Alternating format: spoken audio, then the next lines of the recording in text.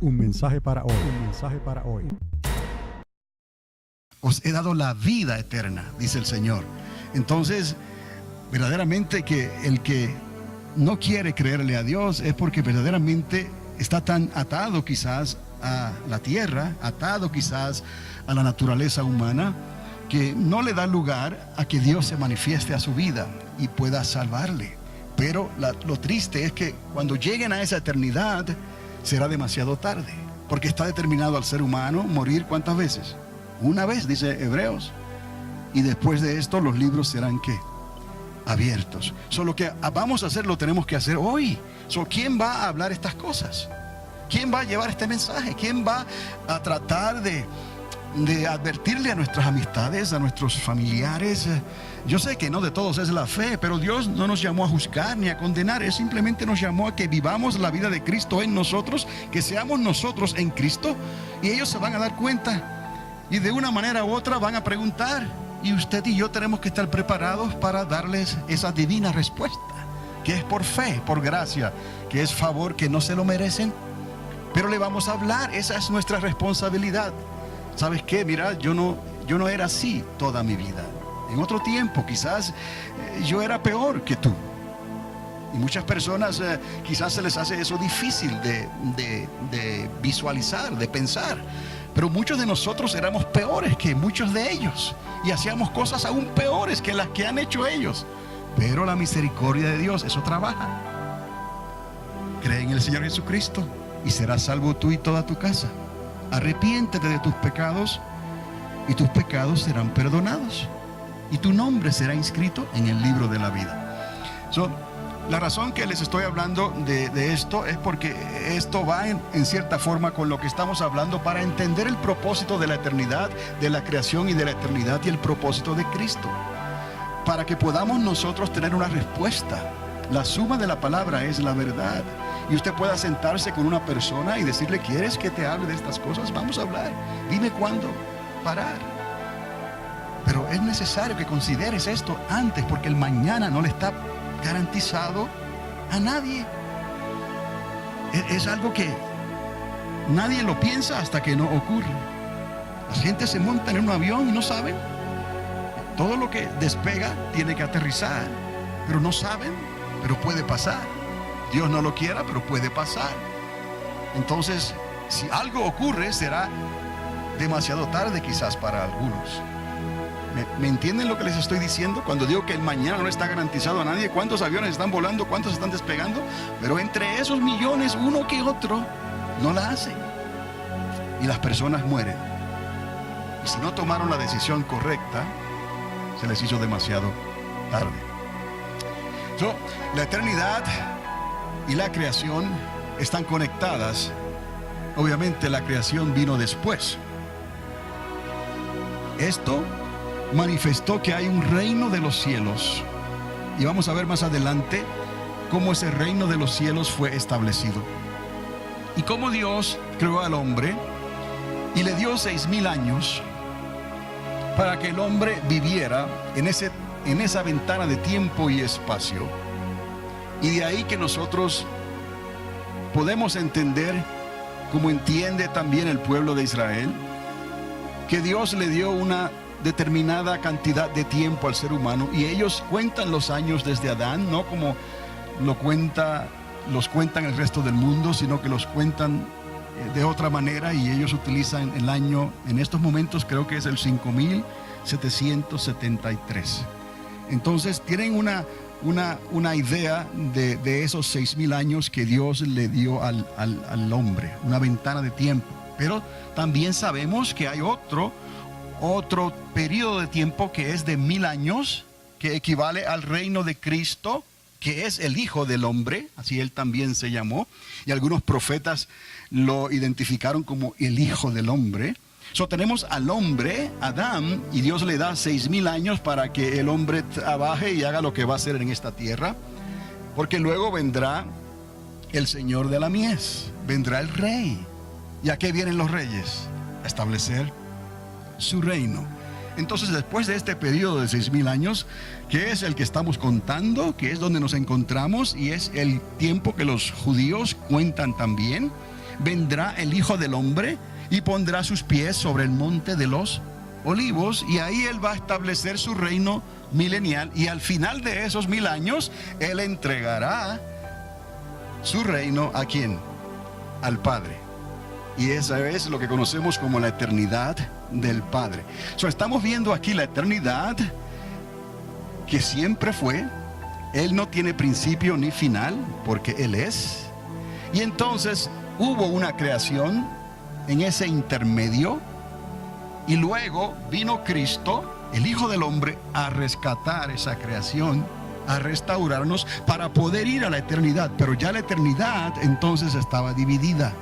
¿Por qué? Por causa del pecado y de la desobediencia. Y eso es lo que trajo la condenación. A algún lugar tienen que ir los que no quisieron aceptar la verdad y la reconciliación y la restauración de Dios. Dios no empuja a nadie, Dios no obliga a nadie, pero por tus decisiones serás juzgado. Por tu libre albedrío, si escogiste vivir, vivirás.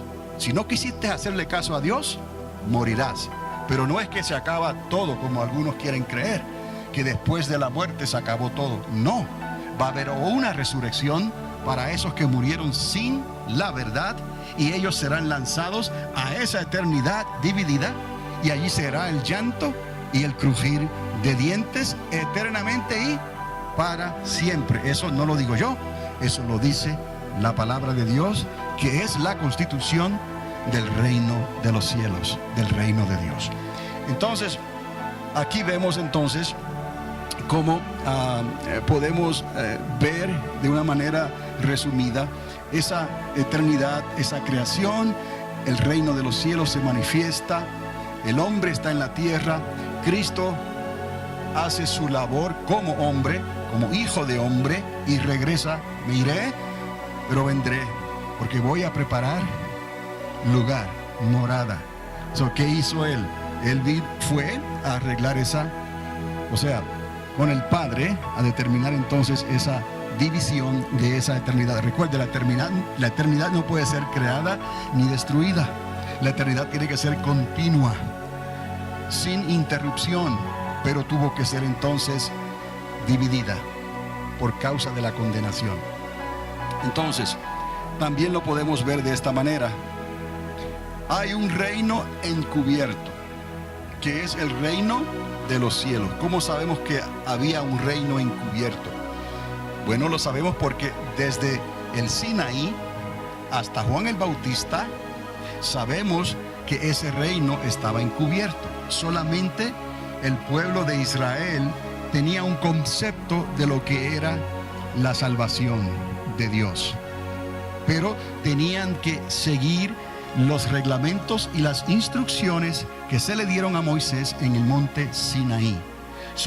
Desde Moisés en el Sinaí hasta los días de Juan el Bautista, ese reino estaba encubierto. Y nos dice el Señor Jesús que Juan vino anunciando el reino de los cielos.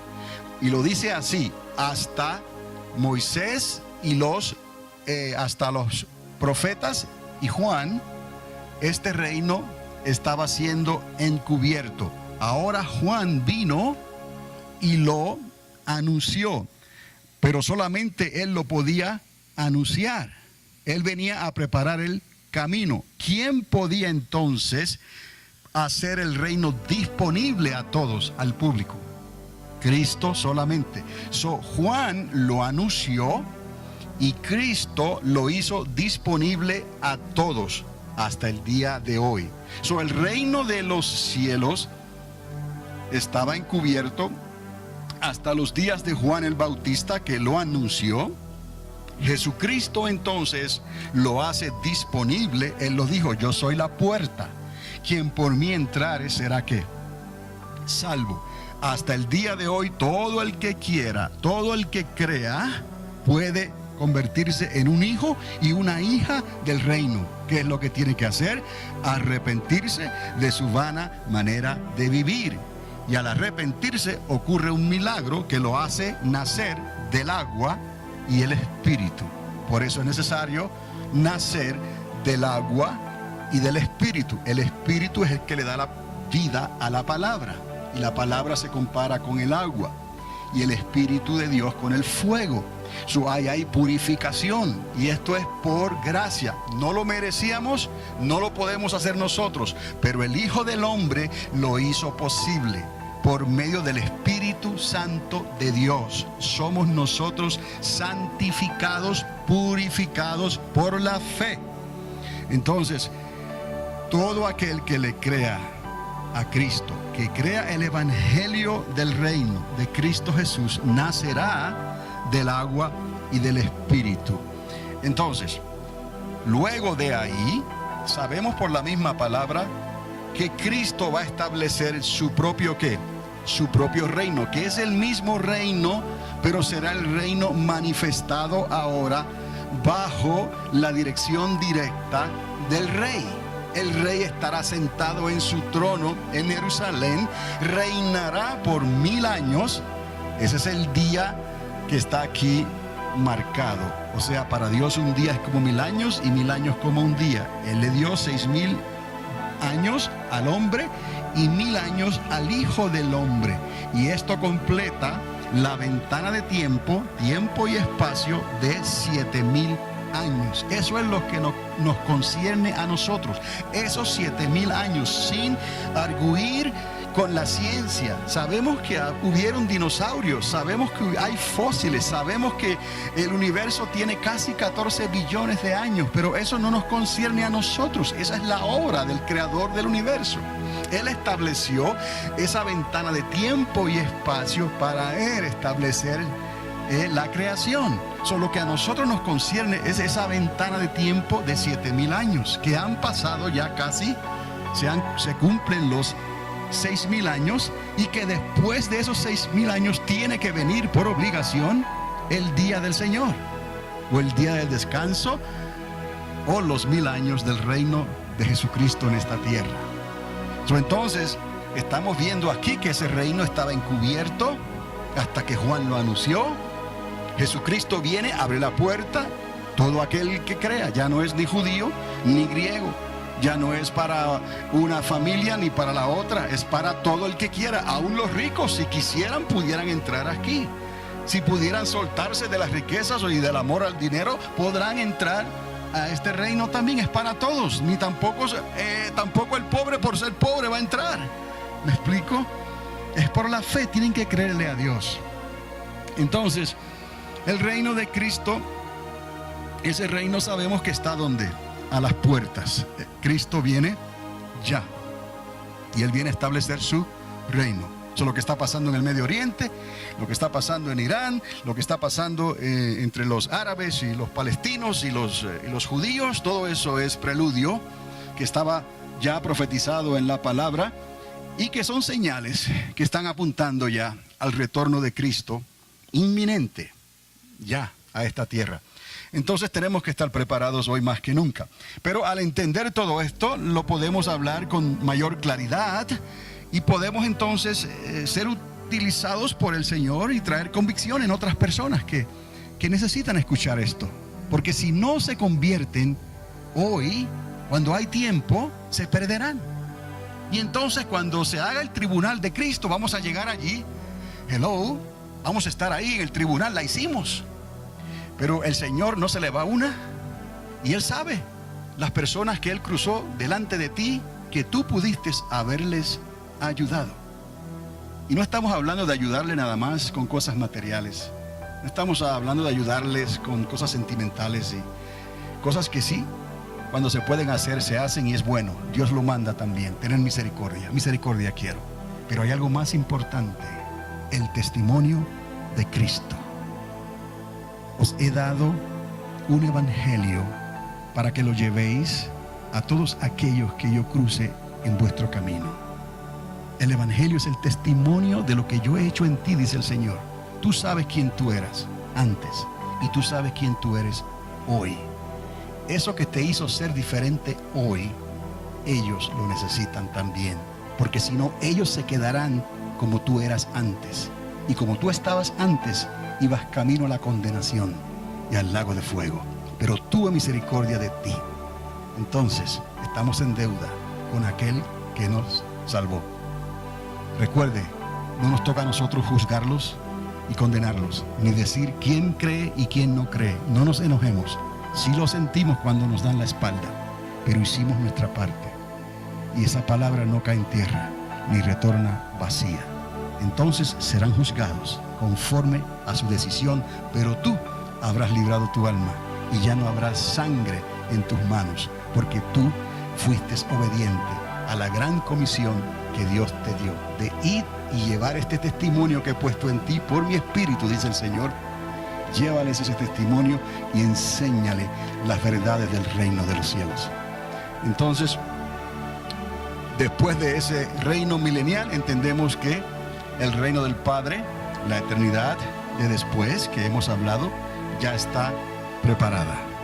Entonces, todo va conforme al modelo de Dios. La suma de la palabra es la verdad. Y así podemos acomodar todos los libros de la Biblia, lo que dijeron los profetas, lo que dice Juan en el libro de Apocalipsis, lo que dice el profeta Daniel en su libro, lo que dice Ezequiel, todos los profetas los podemos acomodar y ver cómo esto cobra vida. O sea, es como un retrato que se forma y lo podemos ver más claramente para poder presentarle ese cuadro a otros.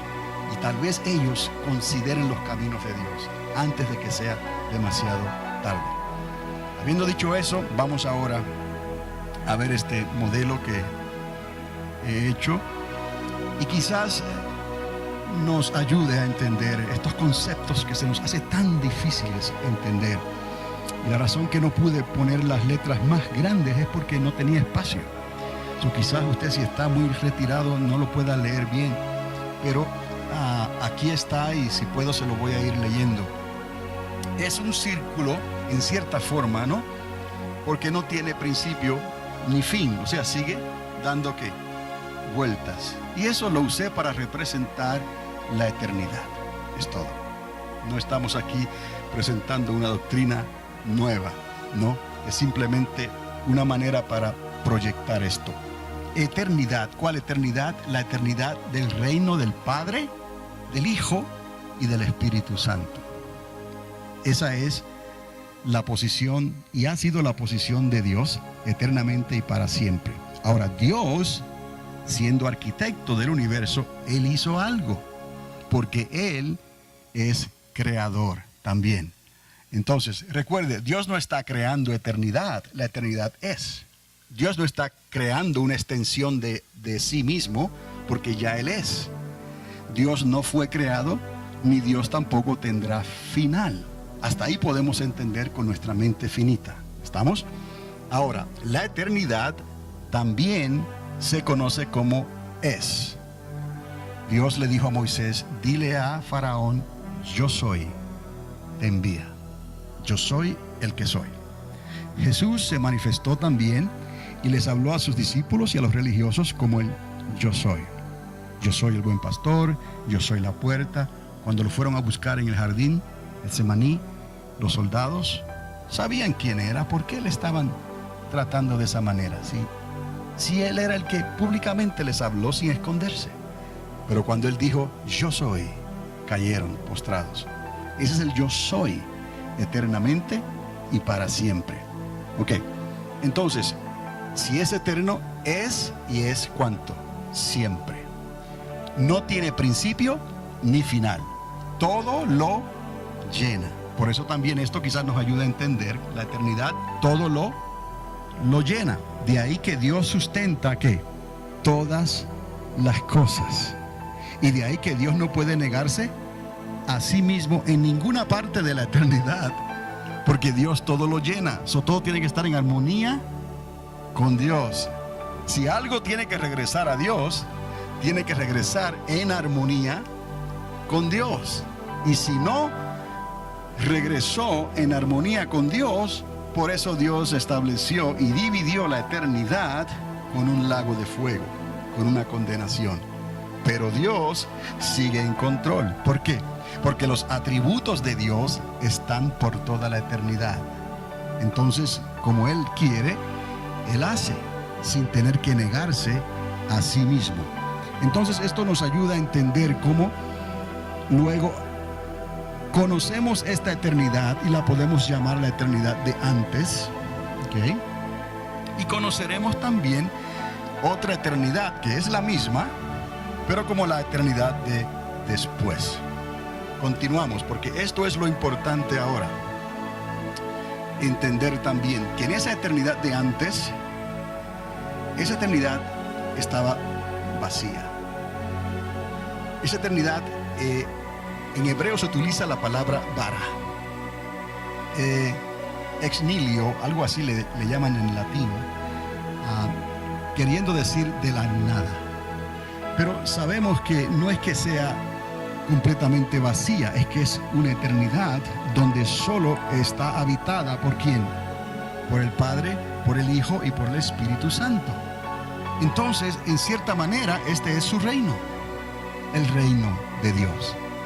Entonces, en ese reino solamente estaba ¿quién? El Padre, el Hijo y el Espíritu Santo, o la deidad de Dios, dirán algunos. Pero el Espíritu de Dios, aunque no se ve, es Dios. Está aquí, está dentro de ti. No lo ves, pero todo Dios está dentro de ti. Por la gracia de Cristo, por el favor de Cristo. Tú eres una mujer del reino. Tú eres un hombre del reino. Tú eres un hijo del reino. Por lo tanto, tu Señor y tu Rey es Dios. Y Él te dio a su Espíritu. Dentro de nosotros hay un elemento eterno. Un mensaje para hoy. Un mensaje para hoy.